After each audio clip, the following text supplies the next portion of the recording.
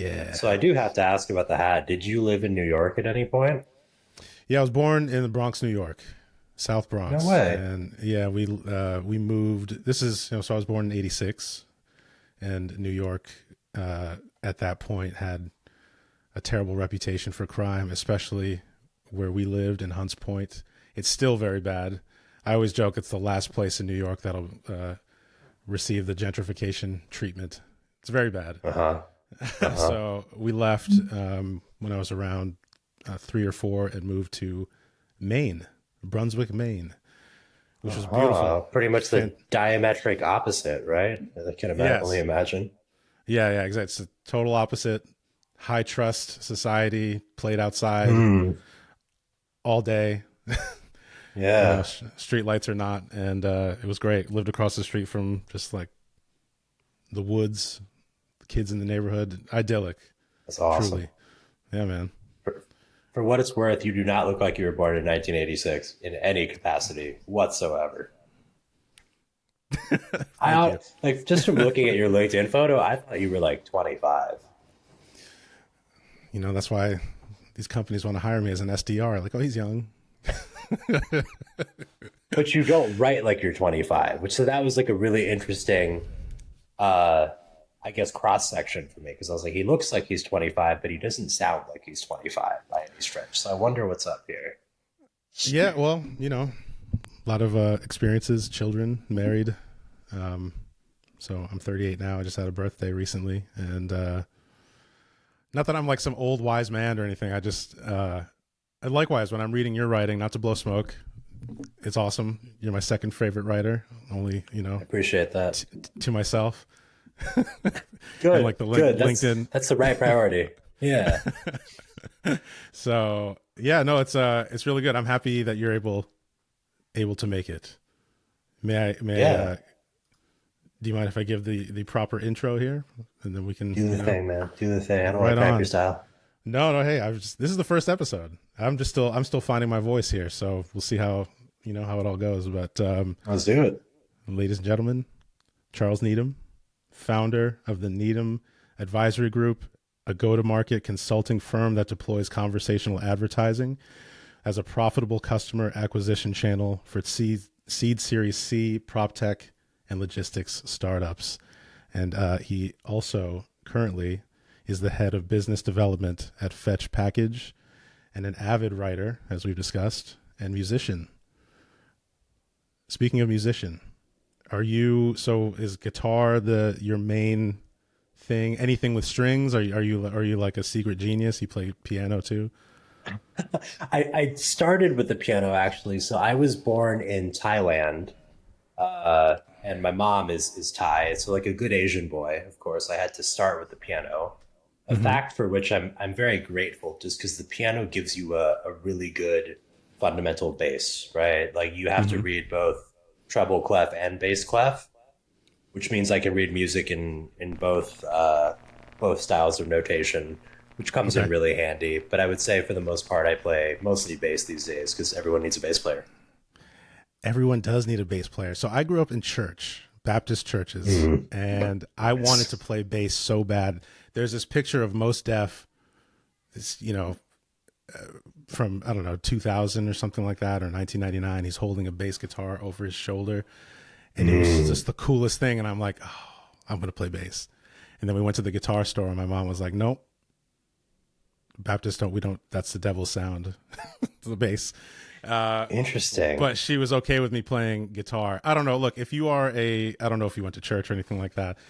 Any churchgoers listening to this right now may understand what I'm saying or not. I mean, maybe we're just crazy, but, So I recently started attending church, and it's been a really edifying experience in my life. I wasn't particularly religious, but moving to the South and getting involved in the community. And mhm. I will say, to your point, gospel is one of the only places where the bass is cool. So I started, in rock and roll with guitar, and unfortunately, the majority of rock bass players, with a few exceptions, are mostly like failed guitar players, right? It's like with a circle of friends, like the guy who was the least good at guitar would Yeah. get stuck with the bass. But I Mhm. feel like in gospel, there actually is some clout to playing the bass, which I'm finding out is very cool. Yes. Gospel, yes, for sure. And definitely in the South too. Like D'Angelo, for instance, he basically Mm-hmm. picks his house bands from churches, and for a couple different reasons. One, they're the musicians he's picking are super talented, like Charlie Hunter. Charlie Hunter's There's a, awesome. he's I don't get it. I don't even know if I should. I watch him play, and I'm like, I just put my guitar He's like an away. alien, man. He's like an Yeah, alien. He plays but those like 8-string guitars too. yeah, and it's like the baritone guitar where it's like bass on top. Uh, I don't Yeah. get it, but he's awesome. But he specifically picks people from church bands because the spiritual. He says that their gospel players understand the like spiritual quality of playing music and what it does to a Mm-hmm. person, and that it's actually like a Mm-hmm. form of worship, whether you like it or Yes. not. See, we're going deep. It's only been 5 minutes, We're but just getting started, brother. we're just getting started. Music is its own. I don't even know how to explain it really. It is a kind of worship. It doesn't always. Not Yes. everything is like about necessarily worshiping Christ or anything like that. But you are involving yourself with something deeper than just a sound. And I'm trying D'Angelo, to even decide when how far we want to launch in here, but Nietzsche talks about this actually. He talks about the you're like, oh boy, here we go.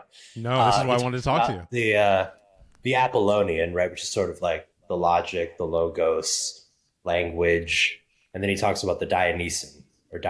Maybe I'm saying that wrong, but the idea Hmm. of we all understand cross culturally, like when you think of soundtracks, right? Like there's certain sounds that evoke certain emotions that are cross cultural to some extent, and there's Yeah, some component of that harmonic quality that transcends words, but it's hard to put words to. And so, to your point about the you know D'Angelo getting people from gospel bands and churches, there's something to that I think is really important. Hendrix said the same, something similar. I'm not quoting him exactly, but he pretty much said like music is it's a spiritual experience, Uh-huh. right? And all the best musicians know that what they're tapping into. As I know that sounds very cryptic, and it's it's all really interesting. So who are you? You started off with rock. Is that your genre of choice when you're playing? Like if you Um, let's say you pick up your guitar, you're noodling. Is there something that comes to yeah, mind? I actually play a ton of classical guitar. You can't see it in the frame right now, but I would say Bach is my favorite musician. I love Bach. So even Hmm. when I play the bass, I'm working my way through the cello sonatas. Hmm. So like the Yo-Yo Ma, Yes. like Yeah. the classic. Like those are my favorites. So I don't really play a ton of. I started in rock, but graduated that out of that in my teenage years pretty quickly. I actually didn't play guitar for. I took a very long break, Hmm. entering the working world, and my wife got me a classical guitar like 2 or 3 years ago, and it's definitely a form of worship. It's very cool. Nice. I love Brazilian music, and there's a kind of Mm. classical guitar aspect to it, or at least it's just like Hmm. a Brazilian finger style type thing. Uh, Like flamenco. like kind of bossa nova type stuff. I'm Hmm. trying to think Hmm. of like Joao Donato or Milton Nascimento. I could look. I'm gonna drop a link to a playlist. So I send playlists to my friends. I just make playlists Nice. and I send them like they were mixed CDs or something like that. I just send Yeah, them off, and so there's just a it's a bunch of love them just language, sitting. man. For real, it I is. I agree. I love my friends, so I send them stuff. I love you. I'm gonna send you some stuff.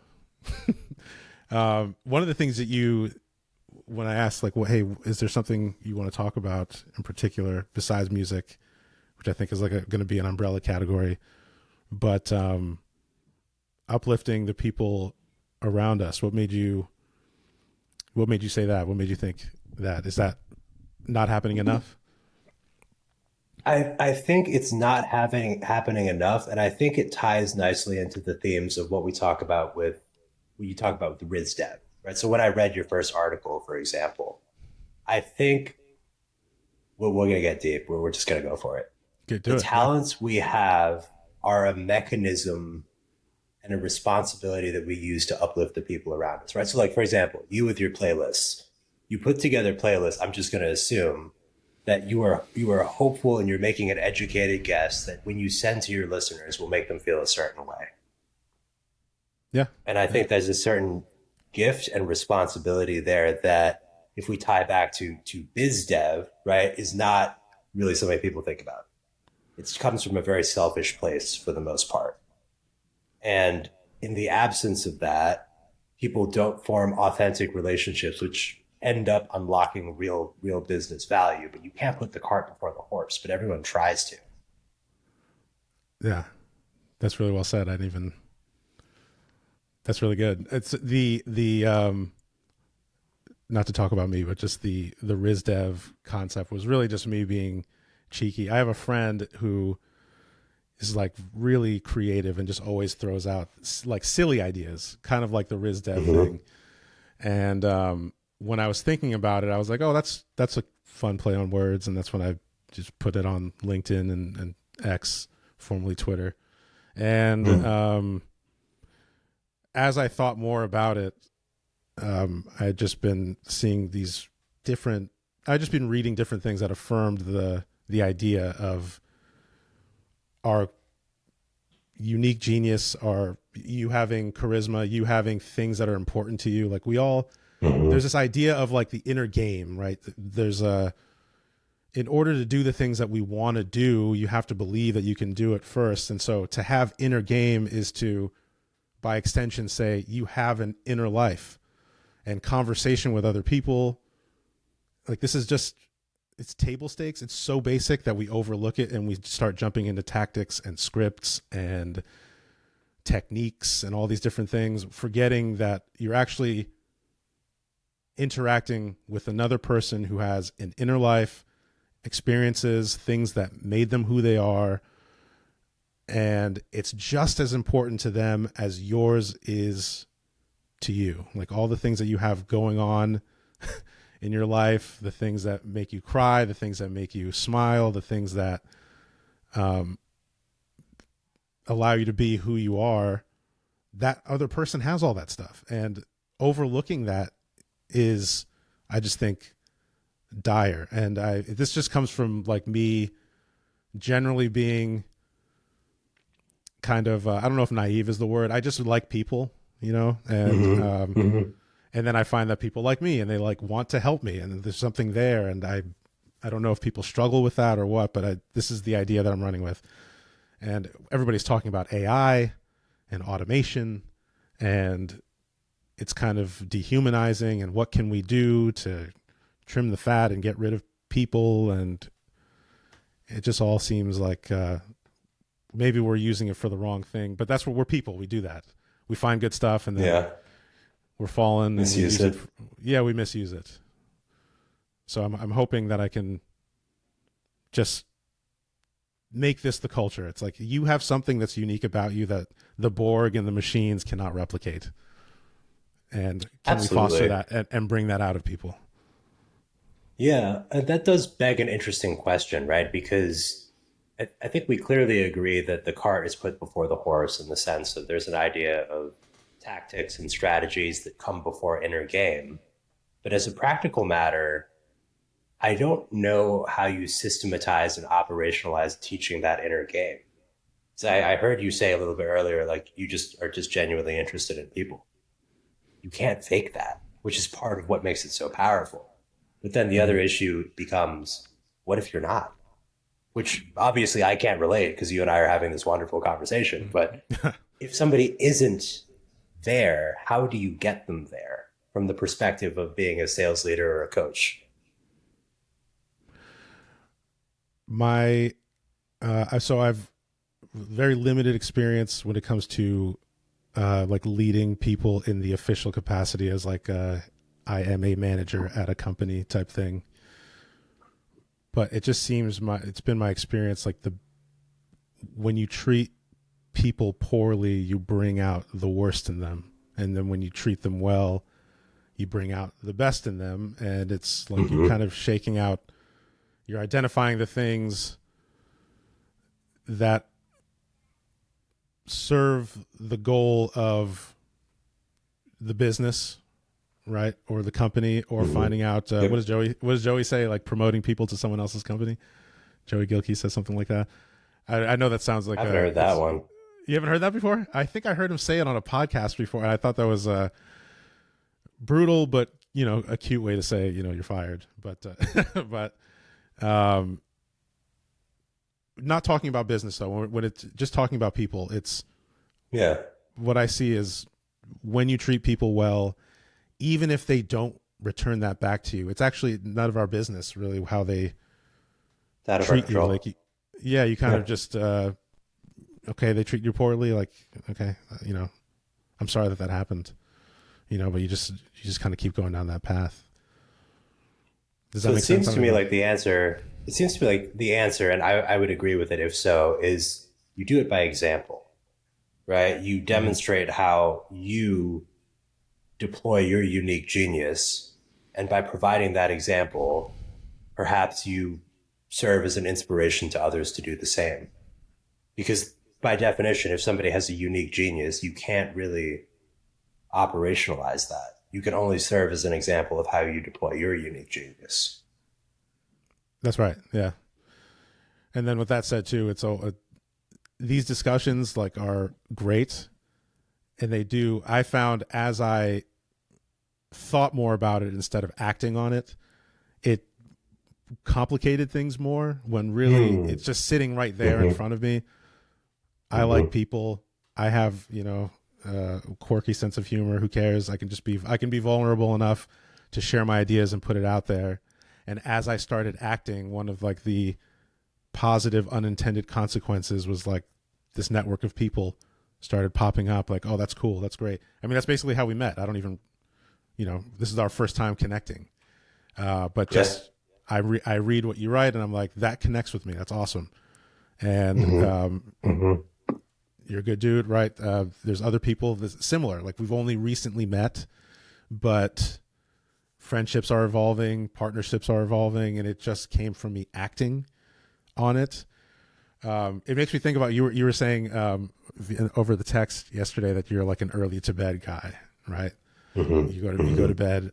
It's very disciplined, right? And I think about all the times that I got to bed at 9, like I can count it on one hand, basically.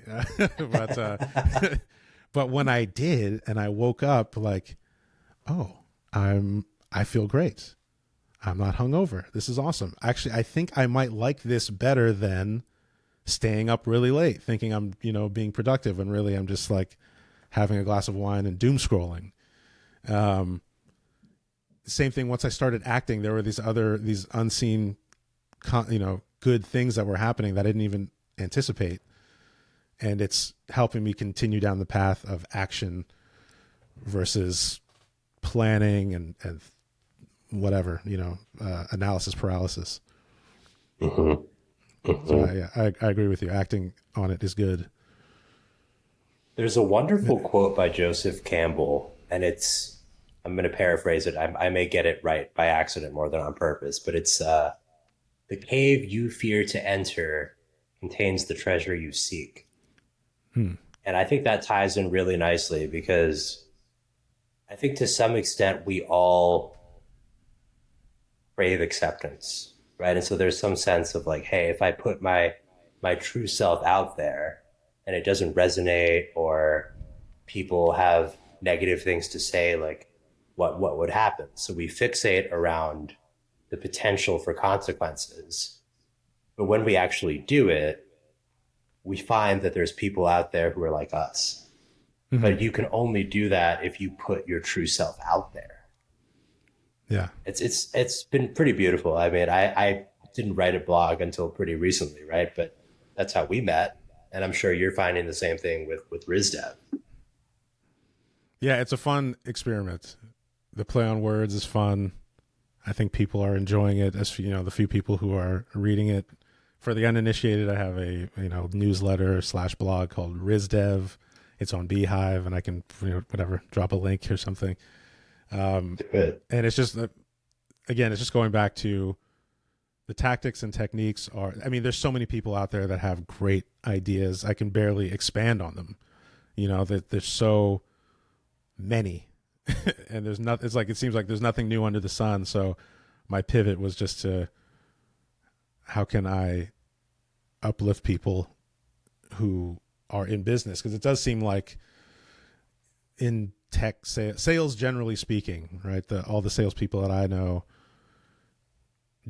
in general, I mean, it's not all of them, but there's a few, you know, they drink a lot and they work hard and party hard, and you can just see it taking a toll on them. And I just don't want that for myself. And so I think there might be a different path. But what are you reading right now? I appreciate the quotes, the Joseph Campbell, Nietzsche. Do you read often, or do you find yourself, you know, you're just working so much you can't get a lot of time reading? Oh, I definitely prioritize reading. What I think is really important more than what you read is how you read. So I'm a huge believer in it's funny because there's a book about how to read that I always recommend. I'm freezing on the name, but it's called Is it How how to to read a Read a book? Book. It is How to Read a Book. Great Yeah. book. And that book has added more value to my life than I think anything else I've read because it's given me do you remember the name of the author? He has a really cool name too. It's something very quaint. It's like I Wordsworth or something like really cool. I don't, for some reason the name Milton is coming up in my head. I don't think that's Yeah, it though. it's like Milton or something to that extent. And I'm a huge Okay. believer in continuing to reread things over and over. So I actually, one of my favorites is the Science of Getting Rich by Wallace D. Wattles. Not very long, Mhm. but the cool thing about it not being very long is that you can cement the actual application of the advice that he gives. Right. Right. So it's big about like visualization of your goals and what you want and writing them down. And so it becomes, I don't just read to read, in other words, I read to apply. And so Mm. I write things that end up actually being the longer than the books I read, you know? Yeah. And there becomes a sort of feedback loop where it's like, I read something, I write about what I've read. I read what I've read about I read what I wrote about what I read. And then the process takes on a life of its own. So I don't read a huge quantity of books, but I continuously reread the same material over and over again as a mechanism to kick off creating, Hmm. if that makes any sense at all. It does. No, it does. Okay. Charles Van Doren and Mortimer Adler. Mortimer It's J. Mortimer Adler. Adler. That's the Yeah. guy. Okay. Yeah. Yeah. I love that name. Morty. Okay. That's it. Okay. So Morty. can you say more about like your, mentioned creativity and your creative process? I mean, I guess my first question is, do you have a larger overarching goal for your writing? Yes and no. So I think writing is a unique opportunity that allows you to create a time capsule, both for yourself and for the people around you. It's a very concrete way of saying, this is what I thought at this point in my life, that I think is more complete than, I won't say more complete, but a photo is just a snapshot, right? Literally. Hmm. Whereas I think there's a depth to writing that allows you to take a more comprehensive view on what you thought at a certain point in your life. And that's not an easy thing to reflect on sometimes. I read things that I wrote a year or two ago, and I'm like, man, that guy was really frustrated, or that guy really thought he knew what was up, right? Yeah. But to me, that's such an essential feedback loop for growth in your life. Hmm. And so at heart, I'm a learner. I endlessly ruminate on all the things I want to learn and think I should learn and fret about the things that I think I may not get a chance to learn, right? That's just me. But writing gives me some sense of where I was and where I'd like to go. And if people get value out of that, that's awesome. I love that. But for me, it's the act itself and the discipline of doing it and how it aligns the rest of my life. Because I wake up at 4, not just for fun. That's when I write. So Hmm. I'll typically wake up at 4 and write till about 6:30, head off to the gym, and then I start my work day from there. But for those 2 hours where it's just me, a cup of coffee, I got Obsidian open, maybe a reference book. That's my bliss. That's awesome. Yeah, I think I've seen Obsidian so many times, and I would see like somebody's YouTube of like how the web of ideas was connected, Yes. and Yes. I had never thought to use it because I was terrified that I would allow myself to dive deep into like the planning mode. This is what so Notion, for instance, Yeah. it's one of those things where it's like you can build it ad infinitum without producing anything. And Yes. I That's I right. can I find myself being able to do that. So I'm more of like a notebook guy. Um, I have many, unfinished Yeah. notebooks, but I have been using Yeah. Obsidian over the last like week or so, and I do like it. Actually, is way more simple than I thought. I thought it would be very time consuming and complicated, but it is nice because I do. I don't know if this is true for you, but like you have one idea and then you see how it connects to something else, and I'm more Hmm. visual that way, and Yes. it actually helped me a lot with this last article that I wrote about just like being a DJ and what you're trying to go for as a DJ with people are dancing Yeah. and without drawing direct connections to like to selling. I think if you are a seller, you might see the parallels, but um, no, that is awesome, and it's cool to I like that approach for writing as well. I am more I write to process, and only recently have I written with the goal to share an idea and actually flesh out an idea. And it's actually Hmm. it's a good challenge, and it's good to know what I think. There are times where I think I know what I think, and then when you start writing and you see where the Yeah. idea is going without you having gone that far down the road, you're like, oh, maybe I don't think what I thought I did. I don't know if that's does that make sense? Like you just It start makes a going. ton of sense. And I also like what you said about fleshing the ideas out fully and the, I'll call it a forcing function that publication brings to that, right? Because prior to publication, it would be very easy for me to start writing something, tire of the idea, and move on to something else.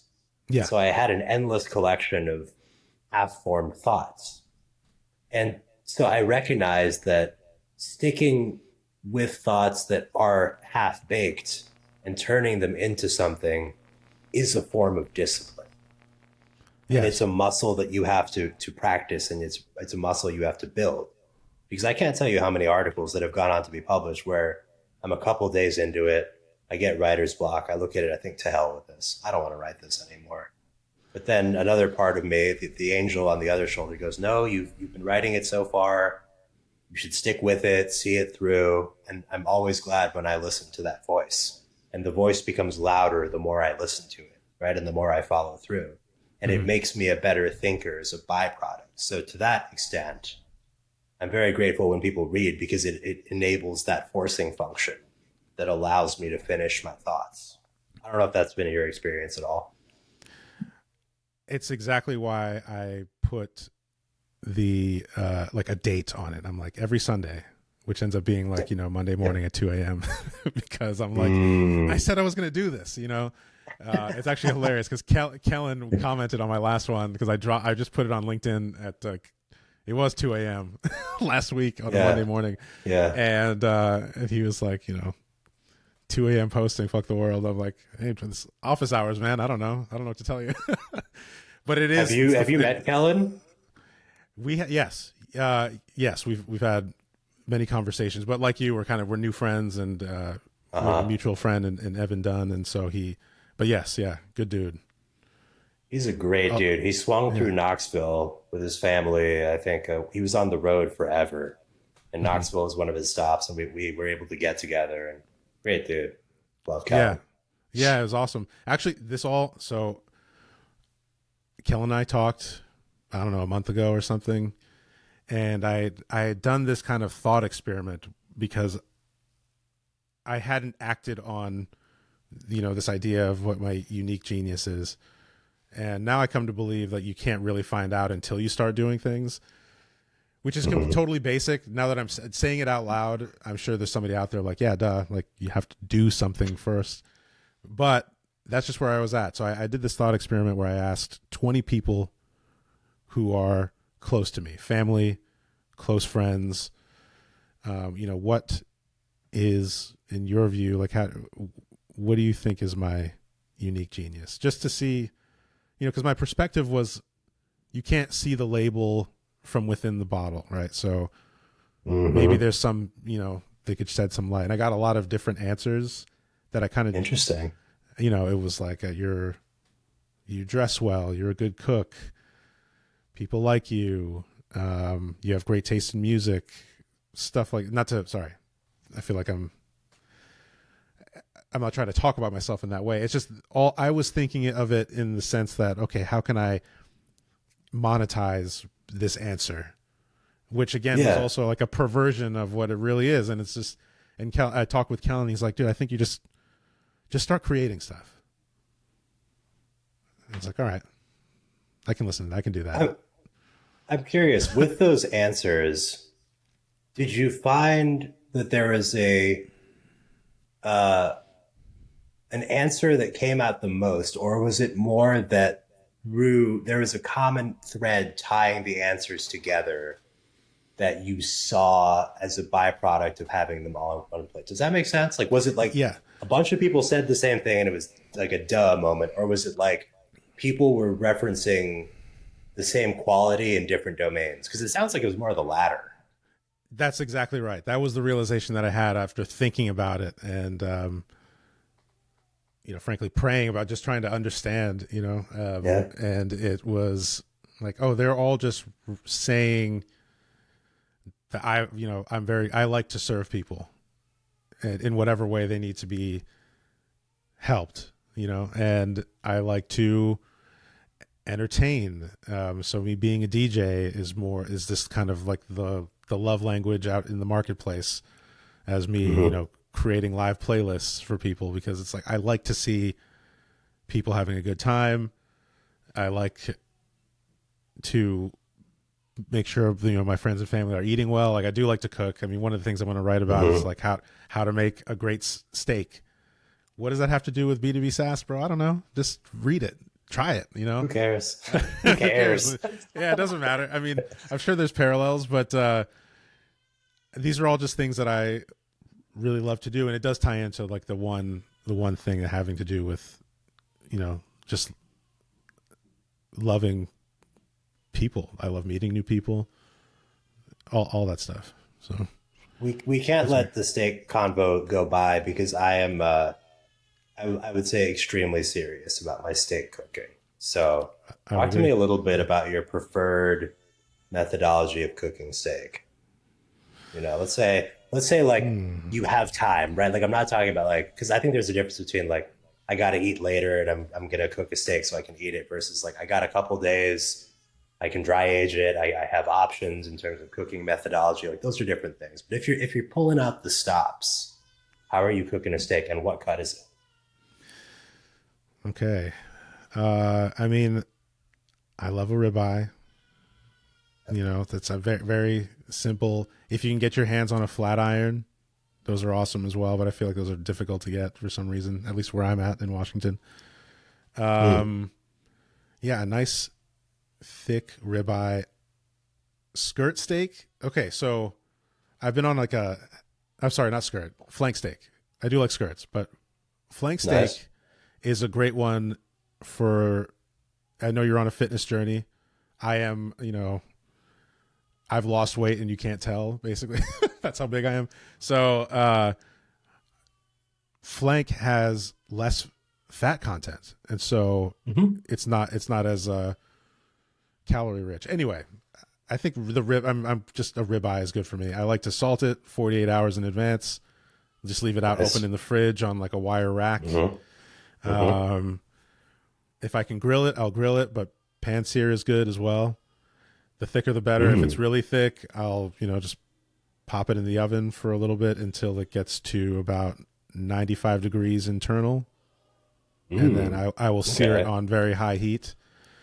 I like to rest it 2 times. So it really depends. Somebody asked me one time, like, what's your favorite, what's the best pizza? And I'm like, the best pizza is the one that you have. I kind of think the same way about steak. Like, the best steak is the one that you have on you right now. But my favorite is definitely a ribeye. If it's like an inch and a half, if it's an inch and a half thick ribeye, let's say it's like 14-ounce ribeye, I salt it all over, put it on the wire rack, leave it in the fridge uncovered. 2 days later, I'll come back to it, let it sit out to temper, which you don't even necessarily have to do that, but I'll put it in the oven, on something low, like 300 degrees, 250. You're a reverse sear guy then. I'm a reverse sear guy. I mean, I'm totally down to I know all the techniques, but yeah, reverse sear is just nice. One, I have kids, so it's not like I can just I'm going to take this, 45 minutes to take my time and do this thing. Reverse searing allows me to start the cooking, go, baby's crying, I need to hold him, or, I need to make a snack, I need to do something else. So it's actually nice. I'll just put it in at something crazy low, 200 degrees, 250 degrees. Yeah. I can almost forget it. I can almost forget about it. And then take it out, let it rest for a little bit once it's at that 95 degrees, and then hard sear until it's internal 110. Let it rest again. Perfect. Every time. 110. So you're a rare steak guy. Yes, but when you let it rest like that, it develops that really nice pink center. It's it's not like black and blue and cold in the center, because if it's been coming up slowly in the oven. That's really good. Okay. How does that compare to how you prepare steak? Extremely similar. So I like filet, and I typically will go to the butcher and get, I guess they call it a tenderloin, which is just a really big filet, right? Yeah.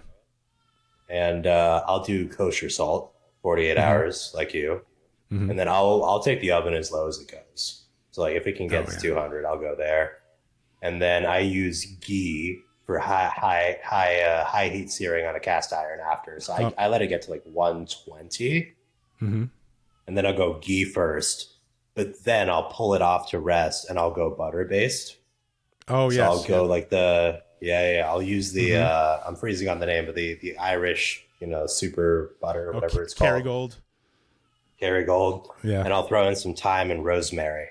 Yes. And then I'll do a butter based to get that really nice crust, where it's you can almost hear the knife crackling when you cut it. Yeah. We do a beef Wellington for Christmas every year. Ooh, yeah. So I cook the steak that way, but man, I love beef Wellington. It's so excessive. It's from that era of dining that I feel has completely gone out of style, and it makes me kind of sad that it did, because it's so awesome. Yeah, no, it's it reminds me of the Cosby Show. He's like, beef Wellington. Anyway, sorry. That's I always make so I usually do the turkey at Thanksgiving. I've tried many different ways. The best way to cook a turkey is to part it up first. So you piece up the turkey uncooked, put it on a sheet pan, and it all cooks evenly. The fat renders. It's beautiful. And interesting. So you cut it up first. Yeah. So I take the turkey breasts, the legs, all that stuff, put it on a sheet pan, season it however you will. Turkey breast should be pulled at 145. Also, if you don't use a meat thermometer, you are just missing out on fantastic restaurant quality dining. Oh, I'm an obsessive meat thermometer user, 100%. yeah, where I'm speaking to, to the choir on this, but if somebody's listening to this, I'm 100%. like, you need a meat thermometer, especially for your turkey, because you want the turkey breast to be 145 degrees. 165 is this, what's not the FDA, whoever, the health department says your chicken and poultry needs to be, Yeah. it needs to be Yeah, cooked at that's not right. 165. 165, that temperature is the point where bacteria dies like in seconds, right? That's all that means. Yeah. So you can cook a chicken and stop cooking it at 155 and then set it aside and let it rest. Or you can stop at 145 and set aside and let it rest for a few minutes. Like the lower the temperature that you stop at, like I wouldn't, 145 is probably the lowest I would go for chicken. Yeah. But the lower the temperature, the longer you let it rest, the juicier the chicken breast is. Like That makes sense. so, same with turkey. 145 internal, beautiful chicken breast. Piece it up nicely. I mean, you're going to carve it later anyway. When it's already pieced up and cooked, you can make a nice platter. People eat with their eyes first, so just dress it up nice. And then at Christmas, It's a funny case study in incentives, right? Because the FDA is not concerned with the culinary quality of your chicken. They just don't want to get sued. yeah, So their recommendations carry with them the disclaimer of this is a legal recommendation rather than a best practice of the best, tastiest food you can have. yeah, I would take it a step further and think, I don't think they care much about our health at all. Oh, You know, nope. The food pyramid. yeah, here we go. I'm gonna go full Joe Rogan right now. Yeah, the food pyramid is like a straight lie, and yeah, they're not concerned with the deliciousness of your food, so I wouldn't go to them for recipes or anything like that. But you heard it here first. Stop cooking your turkey at 145. You'll start like people who don't like turkey. I've made it for them, and they're like, I didn't know it could be like this. And not to brag, you can do it too. You just need a meat thermometer and good seasoning. Thanksgiving edition. There you go. Maybe we hold off releasing this one so it's actionable. It's right around the corner, There you go. I'm going to steal that. Prime rib at Christmas time. And, yes. Got to do it. I would do it. I've been doing it the last 3 years, and it's just, I love it. It's the best. You got to send me some recipes, bro, because I'm a very one-dimensional cook. If it's not steak, my wife deals with it. But okay. I would like to expand my skill set as well. Man, once you start, you start learning recipes, and they start turning into, it's more like theory and technique than it is actual, like, what do I put in this recipe? Right. So you can take the same way you treat steak, you could do it with chicken, right? And get great results. Like, start, basting your chicken at the end to bring it up to temperature, letting it rest, like doing a hard sear, letting it rest, put it back on and baste it and bring it up to temperature that way. That's a great way to cook chicken breasts. It's a little more time consuming, but it's good. And, I think people should know at least a handful of recipes. You should know how to make eggs. You should know how to make pasta, like a basic pasta dish, like a mac and cheese. Like, you don't need a box mac and cheese. All you need is know how to make a roux, butter, flour, milk, and your favorite cheese. Boom. And that's the one pan. And then you have whatever pasta you like in the other. And it takes 10 minutes. Barbecue sauce. It seems to me a great gateway to experiencing the benefits of creativity. Because a lot of people will be like, oh, I don't need to play music, right? I can go without that. I don't need to write, but I need to eat. And so as a gateway to the inherent value of creativity, it's a good one, I think, for a lot of people. Yes. Yeah, I agree. Because, like, there's no wrong way to do things. I mean, it's all just opinions when it comes to taste, which is why it's this like uniquely human thing that we have. But are there? So you like to write, you like music. Are there other ways you find that you are creating for yourself? Yeah, so I've also been, I'll use the term loosely, but bodybuilding for the past 15 years. So Mm. I graduated high school at about 129 pounds compared to a coat hanger by one of my teachers at boarding school. So Oh, wow. I endeavored to do something about that. And to me, it's a really interesting cross section of something that you do for your health, but also a form of creativity, right? Because fundamentally, what you're doing is you have ways of moving your body that are God given.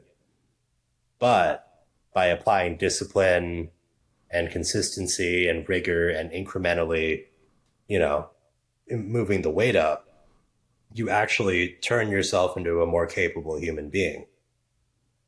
So like Oh. I'll give a really basic example. Like if you like everyone can curl their arm, right? Hmm. Like this. And so if you are not very strong, it like you go all the way up. Like if you have somebody who's really elderly and they struggle with their groceries, you can start with like a can of Right. water. You're doing a curl. That's this job, the job of your bicep is to curl your arm like this. Hmm. And so all a bodybuilder has done is developed this motion to the point that they now require significant stimulus to grow that muscle. But the benefit of it goes all the way down to your average person. So I think there's an idea of bodybuilding as like weird dudes on stage, tanned up and oiled up, flexing for judges, which it is as well. Yeah. But there's also some component of taking care of yourself and honoring what God gave you to have a better life, which I think is very cool. And I think of it as a form of creation. Oh, wow. You're kind of blowing my mind with that because I have not thought of it that way, you know, and I never thought.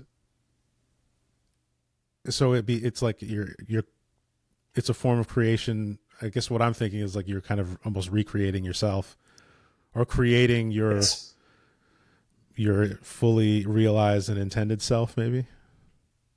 Is that a good way to think about it? I think so. Yeah, because Okay. you can have an image in mind, right? And you empower Hmm. yourself to get there. But it's also eminently practical to the extent of if you look at some of the challenges that older people have, things like getting up and down from chairs, all that is progressive loading of what people would call a squat pattern. Because Hmm. if your thighs get weak enough, then it becomes difficult to get out of a chair, right? But that motion where you essentially are planting your foot and extending at the knee, that's a squat. But Hmm. when you get advanced enough, you have to load it with a weight, or you put a bar on your back, or you have to go further down. So it's this interesting, I almost describe it as like a science experiment, right? Where you have the variables where it's like load, range of motion, and you and volume and frequency, and you leverage those things to create yourself. And I think of like the Renaissance, for example, like the idea of like human symmetry and muscularity and stuff like that. Like it's a fundamentally creative endeavor that I think ties in nicely with writing, with music. It's all tied together, Yeah. somehow. I have to Yeah. figure out a way to put that more eloquently, but art art has a lot of commonality across the board, I think. Yeah. I think it's funny when I read what you're writing too. Like I'm getting that sense. It's like we're trying to get at something Mm-hmm. like um it's like we're part of the great conversation. It's all tied together. This is all really interesting. So yeah, bodybuilding is creativity. That is, I actually have to think about this because I'm somebody I've just struggled with weight for, I like food. Let me just say Yeah. that. I like food. I like wine. I like beer Yeah. sometimes, so, and it's easy to overindulge. Um, but I'm correcting that. Actually, no, what I want is I'm going to start putting out these shows, and then like over the course of time, I'm like sculpted, and you can just watch the progression over the Slim years. down. Yeah, yeah. So I like it. What's the plan? I'm stepping in as your de facto coach now. What's the okay? plan? Well, uh, so when my son was born, I took time off, and it was just way easier to build the habit of walking. I was averaging like 12,000 steps a day, and Huge. sitting at around Yeah. 2,000 calories eaten per day, mostly protein, a lot of Greek yogurt, which has been this like the hack of all hacks. I eat Oh, it's Dannon. awesome. It's actually incredible. Dan and Light and Fit, are you on the Yes, train? I am on Oh, the. dude. Can we I talk about this clean for a out the second? grocery store every time. It's embarrassing, and then the cashier always makes a joke, you know. And Yeah, at this point, I have to like force myself to laugh because I literally just clean out the entire store every time I go. It's kind of dude, hilarious. I crushed the cheesecake ones and The strawberry apple banana. pie. So Have you tried the apple pie? I haven't seen it in my store. It's terrible. That one will change your life. It's I've pretty heard ridiculous. it's really good. It Wait, actually tastes like apple pie. Like you feel like you're cheating. It's ridiculous. yeah. So the cheesecake one, it tastes like cheesecake, and Mhm. it's delicious. It's filling. It's got all it hits all the right marks. Anyway, I was on a good path. Lost around 35 pounds, and I've just been stagnating since I've had to go back to work because I haven't recreated the habit of now getting out, getting up earlier in the morning, going to bed Sure. sooner, making the time to go and walk. So I fall into like 8,000 steps a day instead of the 12,000. Yeah. The diet is what the diet is, kind of. So So that's interesting because you know what to do, but you're not doing it, right? Which sounds obvious, but that gives you actionables because it's like if you were ignorant to tracking calories or you didn't track your step count, it would be a different conversation. But it's like, okay, Joel knows what he needs to do, but there are roadblocks to implementation. If you think from this from like a very first principles perspective. And so it's like, okay, if he needs to get an extra 4,000 steps a day from his baseline, when can he carve out time to do that? Right. So it's like that becomes the mechanism for change. Or it's like, okay, if he's not tracking his calories, what time of day does that stop? Or does it not even start? Right. So it's like there's things you can troubleshoot. It'll probably get you back in the direction you want to keep going if this is something that you actually want to do. Oh, it is, and it's like Yeah. what started happening is like I had clothes that didn't fit 4 months ago, and now it's like, oh, this looks better on me. This is great. Like a real sign of progress. Weighing myself, watching the weight come down daily. So yeah, this is all right, Coach Charles. I'm gonna check in with you again. I got you, bro. I got you. I'll have to hit you up. That's I mean, like you see what I have with like the anti-challenge going on, right? And the story behind that is I got really sick of seeing people punishing themselves with these external forcing challenges. Like have you seen like 75 hard, for example? Yeah. And so like for the uninitiated, I think that is 2 workouts a day, one of which has to be outside, no junk food, no processed food, whatever those terms mean. Right. Everyone seems to have a different definition. Drink a gallon of water a day and read 10 pages of a book. Yeah. Which is like, okay, what do you do on day 76 then? And if you stop doing the things that got you your results, what does that mean for the outcomes you'll experience? And so for me, I was like, you know what? What is something I can do every single day for the rest of my life? So that's where I came up with 10,000 steps a day, which counts as cardio. So it's lifting and or cardio. Track my calories. Note there's no specific mandate on how many calories, right? Just like be mindful. Yeah. And then I also like doing breath work, like Wim Hof stuff, because it's fun. I really enjoy it. Nice. And that's it. I call it the anti-challenge, because to me, those are just fundamental things that I should be doing every day anyway. And I found through doing that I started to make better decisions than if I had some kind of external forcing function. So I'll give you an example. 90% of dinners I've had for the last like 6 months, I've had the exact same thing with adjustments to quantity. But if you had sat me down 6 months ago and said, Charles, I'm going to challenge you to eat the same dinner every day for the next 6 months, I'd be like, dude, no way. What are you talking about? But by being mindful of what I'm doing, I naturally led myself there.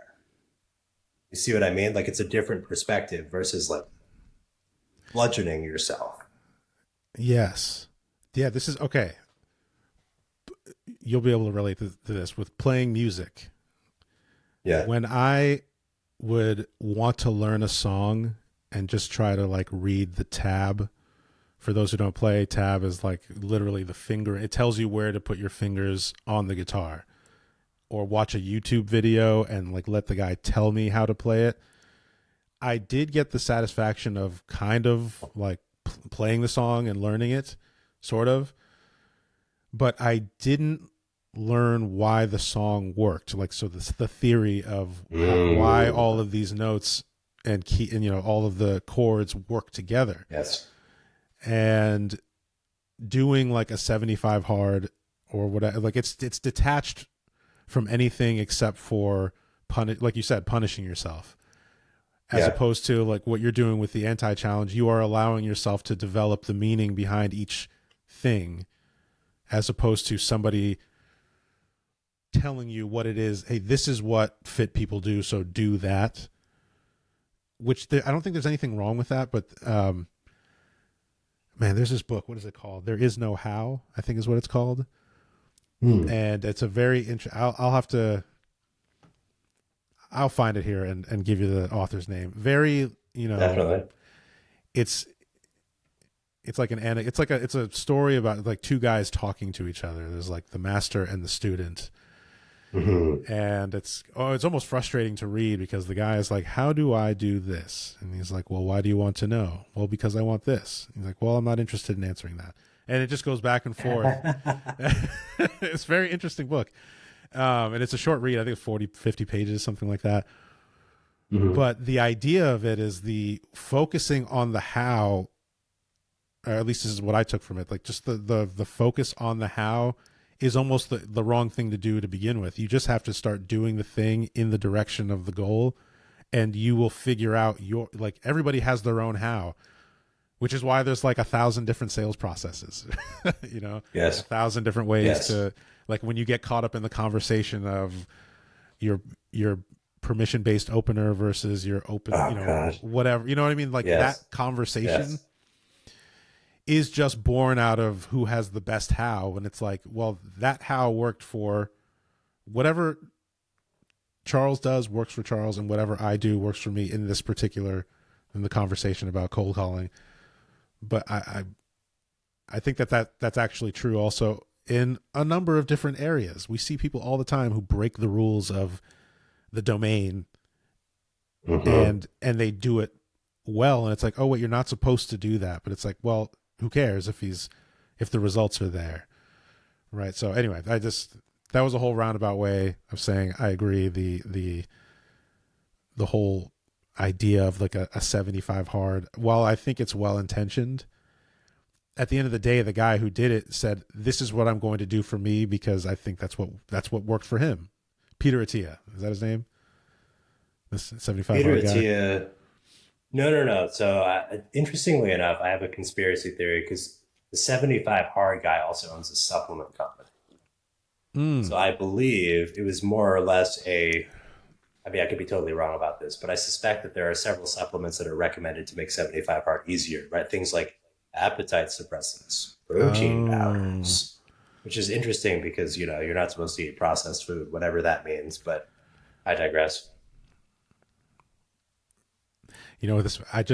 What flashed in I really want to talk with Christian Ritek. You should. He's awesome.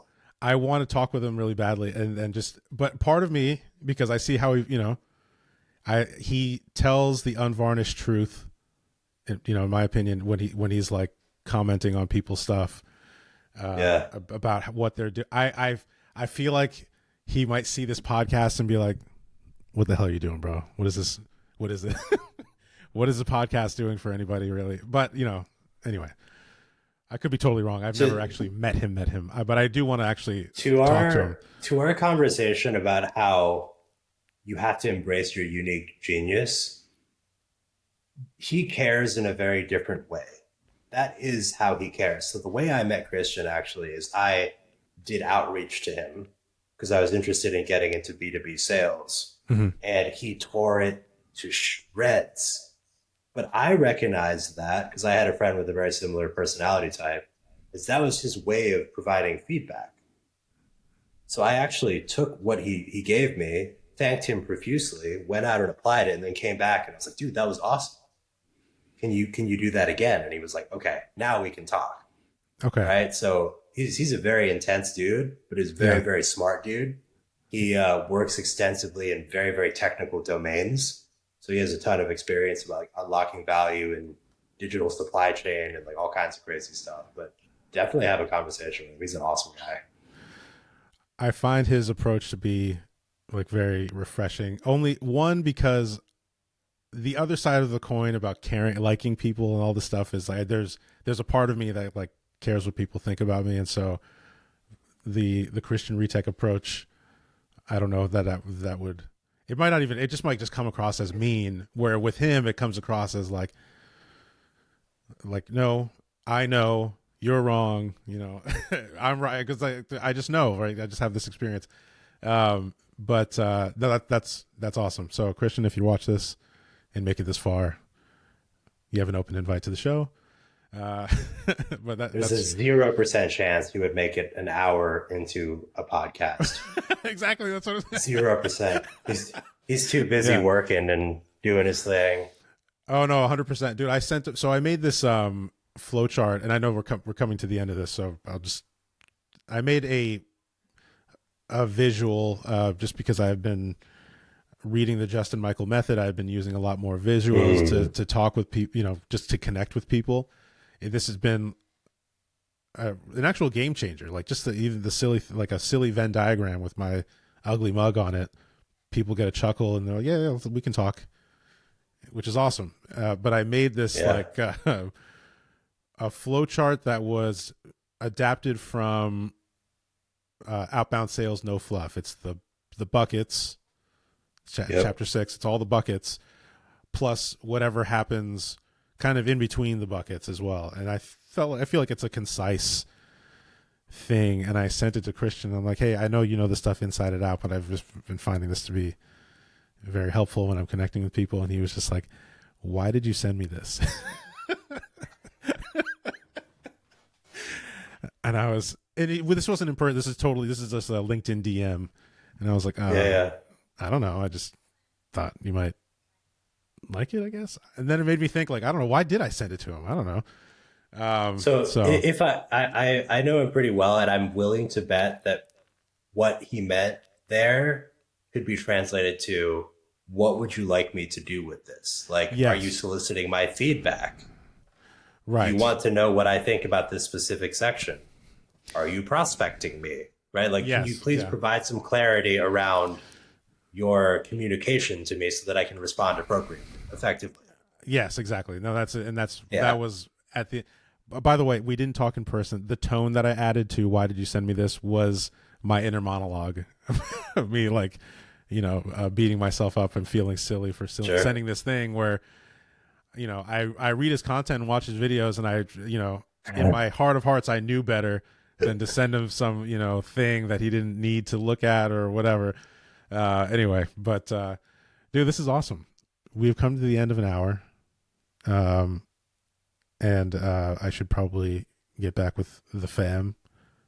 Can we do this again? I mean, not that it has to be next week, but you're welcome to. I would love to have you on again, and we can talk more. Thank you. Yeah, it's good to be here. I really enjoyed meeting you, first and foremost, regardless of podcast or not. Likewise. If you need to fill out space with another guest or whatever, always happy to jump on, man. It's a pleasure. Awesome. Yeah. Thank you. This is great. Charles Needham, I'll talk to you later. Later, bro. Later, man.